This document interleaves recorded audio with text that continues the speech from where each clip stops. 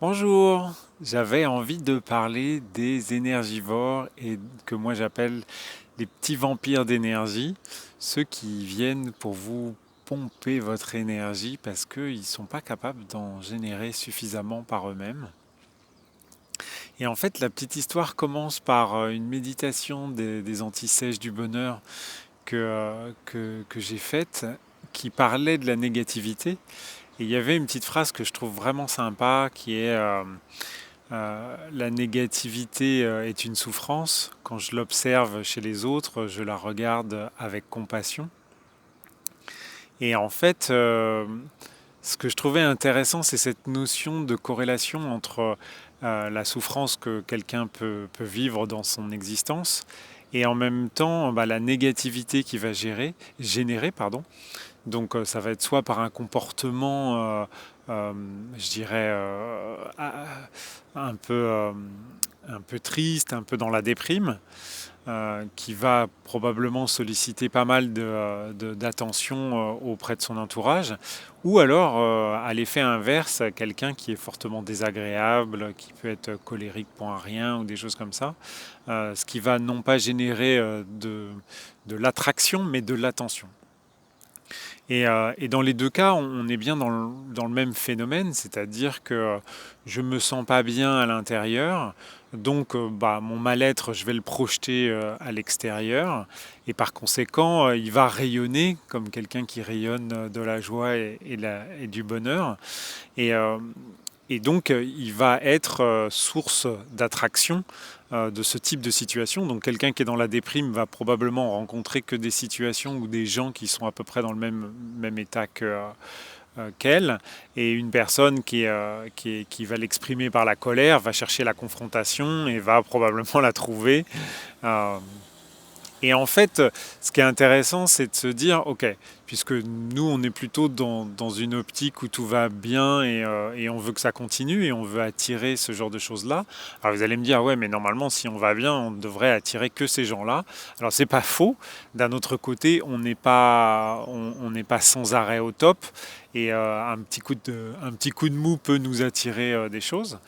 Et puis on croise quand même pas mal de gens quand on va dans la gare. On ne croise pas que des gens super en forme ou des choses comme ça, ou le supermarché.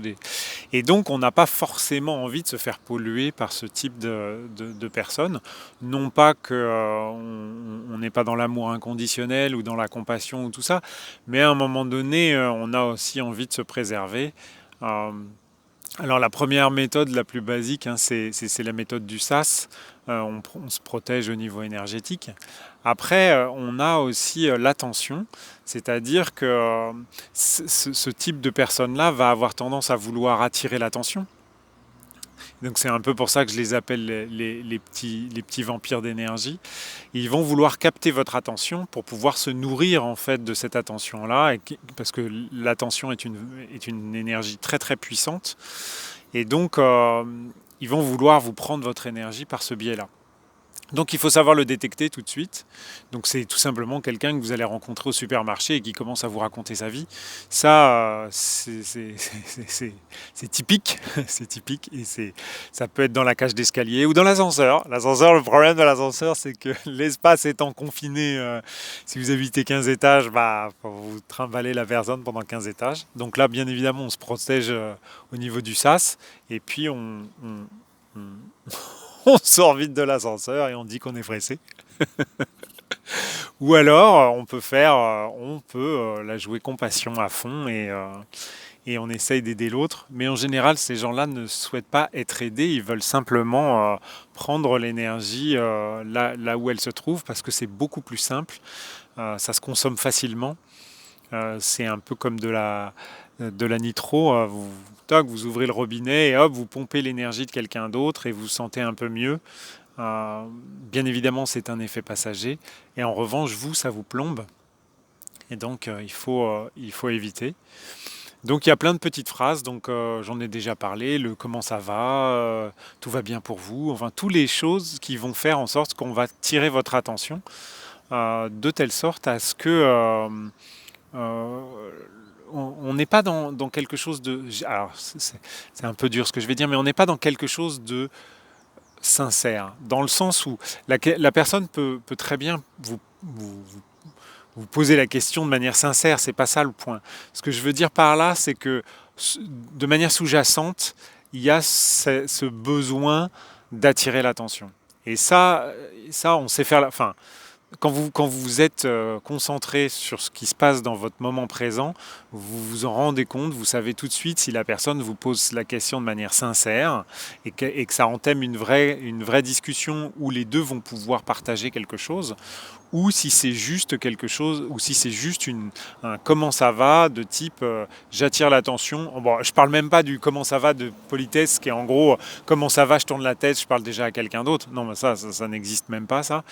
Mais je vous parle vraiment du comment ça va pour pouvoir moi vous retenir et vous prendre de l'énergie. Donc voilà.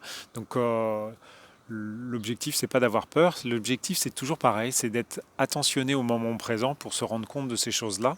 Et en même temps, bah, voir ce que ça nous fait à l'intérieur, puisque en général, quand il y a une rencontre de ce type-là, c'est aussi parce que on a souvent un travail à faire sur soi-même. En tout cas, depuis que je fais attention et que je rencontre ce type de personnes-là, je vois bien que chez moi, ça déclenche certaines choses. Et donc, c'est cool, puisque bah, après, il n'y a plus qu'à nettoyer.